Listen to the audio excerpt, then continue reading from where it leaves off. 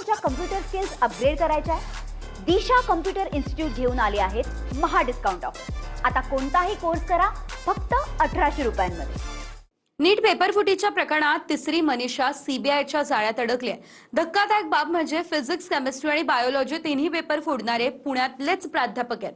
तर लातूरमध्ये दोन्ही किडन्या गमावल्यावरही विद्यार्थ्याचा संघर्ष हा सुरूच आहे. काय घडतंय बघूयात. नीट पेपर फुटीच्या प्रकरणात सीबीआयच्या जाळ्यात मोठेगावकर सह मोठे मासे अडकलेत. मात्र काही विदारक घटना विचार करायला लावणाऱ्या आहेत.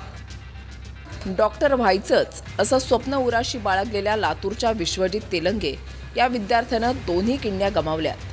तहानभूक विसरून 10 तास अभ्यास केला. तब्येतीकडे दुर्लक्ष झालं. त्यात 3 वेळा परीक्षा दिली.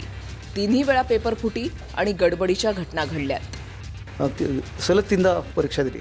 हो, आणि सलग 3दा परीक्षा दिली. 3दा पण असं होतं की ठीक आहे, गव्हर्नमेंट नाही सेमी गव्हर्नमेंटला तरी लागू, तरी पण मार्क घेतले. पण प्रत्येक वर्षी पेपर फुटल्यामुळे कट ऑफ जास्त गेला. जेव्हा 480, 490, 500 मार्काला सेमी गव्हर्नमेंटला लागायचा, तेवढे पडूनही सेमी गव्हर्नमेंट पुरते मार्क नव्हते. मग शेवटी यावर्षी असं ठरवलं होतं की जाऊ द्या बाबा, पैसे गेले तर गेले, काय विकायचे ते विकू, प्रायव्हेटपर्यंत जाऊ. पण ते हेच अजून मग हेच निघालं. जिद्द सोडायची नाही, अजून तयारी करायची. हां, आणखीन तयारी करणार मी. आणि जितक्यांदा पेपर फोडतील मी तितक्यांदा पेपर देणार. लागणार नाही तो पण मी पेपर देणार. आणि एवढंच की फेक PWD सर्टिफिकेट दाखवून जर लोक लागत असतील तर ज्याचा खरा प्रॉब्लेम आहे त्याला काहीच का बरं भेटत नाही, हा माझा प्रश्न आहे. म्हणजे किडनी फेल्युअर झाल्यानंतर अपंगत्वाचं प्रमाणपत्र मिळालं पाहिजे. हां, भेटलं पाहिजे. पास होत नाही तोपर्यंत हार मानणार नाही अशी जिद्द विश्वजितची आहे. किडन्या निकामी झाल्यानं आजीनं किडनी दान केली. त्यानंतर किडनी ट्रान्सप्लांटचं ऑपरेशन झालं. पण 3 मे रोजी परीक्षा दिली आणि पुन्हा नीटचा पेपर फुटल्याचं समोर आलं. आज माझ्या मुलाची 10-10, 12-12 तास अभ्यास करण्याच्या नादामध्ये त्यानं पाणी कमी पिल्यामुळे आज त्याची किडनी रिकामी झाली आहे सर. त्याचं मी ऑपरेशन करून आणलं. मला एवढं दुःख आहे सर की मी आज मला काहीच बोलायला सुधरत नाही आहे. ह्याचे मोबदला कोण भरून देणार आहे? हां, आमच्यासारख्या गरिबाच्या लेकरानं करतच जायचं आणि मोठ्याने ह्याचा फायदा उचलायचा. मग आज माझं लेकरू 10-10 तास एका जागी बसून अभ्यास केलेला. दरवर्षी त्याला 400, 450च्या पुढं मार्क यायचे.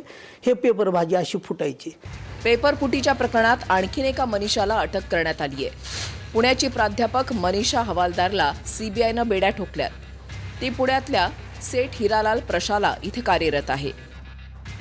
मनीषा हवालदारनं नीटचा फिजिक्सचा पेपर फोडल्याचं समोर आलं. मनीषा हवालदार सुद्धा नीटची परीक्षा देणाऱ्या NTA पेपर सेट करण्यासाठी तज्ज्ञ म्हणून काम करायची.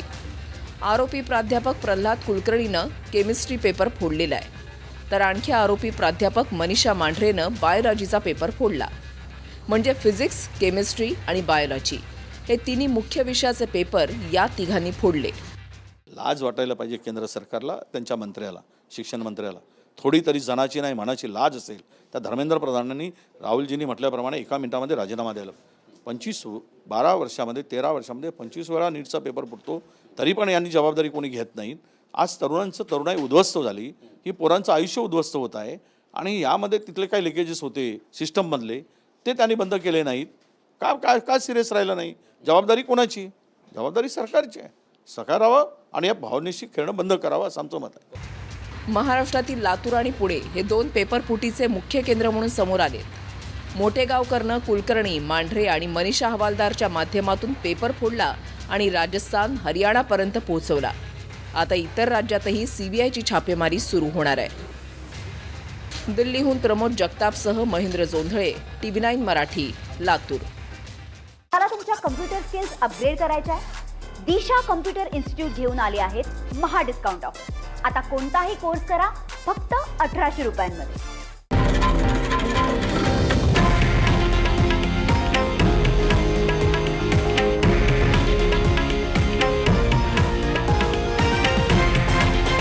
हे आहे देशातील नंबर 1 न्यूज नेटवर्क आणि आपण पाहत आहात TV9 मराठी, एकमेव.